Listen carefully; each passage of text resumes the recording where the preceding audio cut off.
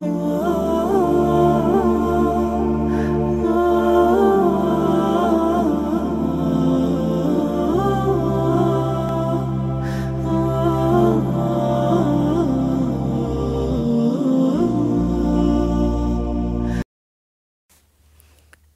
علیکم ورحمۃ اللہ وبرکاتہ۔ اعوذ باللہ من الشیطان الرجیم، بسم اللہ الرحمن الرحیم۔ رب اشرح لی صدری ویسر لی امری واحلل عقدۃ من لسانی یفقہوا قولی۔ انشاءاللہ سنت اللہ کا ہم اگلا حصہ دیکھیں گے، سنت اللہ سبق کا۔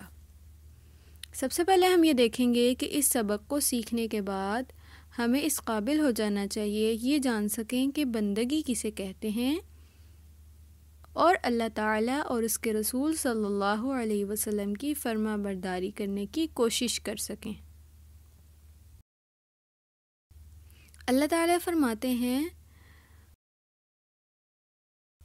اعبدوا اللہ، آپ بندگی کریں اللہ تعالیٰ کی، آپ ایک اللہ کی بندگی کریں۔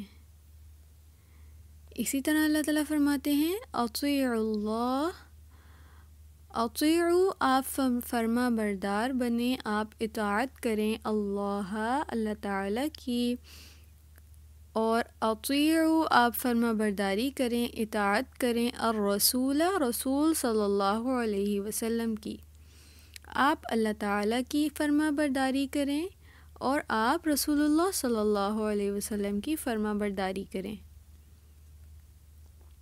ہمارے لیے اللہ تعالیٰ کی ہر بات ماننا فرض ہے۔ اللہ تعالیٰ کے رسول صلی اللہ علیہ وسلم کی تمام باتوں کے بارے میں سیکھنا، اس پر عمل کرنا ہم پر فرض ہے، جیسا کہ اللہ تعالیٰ نے فرمایا اطیعوا اللہ و اطیعوا الرسول۔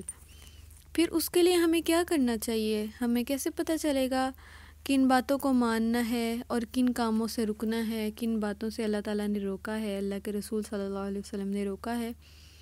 اس کے لیے ہم علم حاصل کریں گے نا، قرآن کا، حدیث کا، سنت کا۔ تو جب ہم علم حاصل کریں گے، اس کے بارے میں جانیں گے، پھر ہی ہم عمل کر سکیں گے نا انشاءاللہ۔ تو انشاءاللہ ہم نے اللہ تعالیٰ کی فرما برداری کرنے کے لیے اور رسول اللہ صلی اللہ علیہ وسلم کی فرما برداری کرنے کے لیے علم حاصل کرنا ہے انشاءاللہ۔ اللہ تعالیٰ ہمیں توفیق عطا فرمائے۔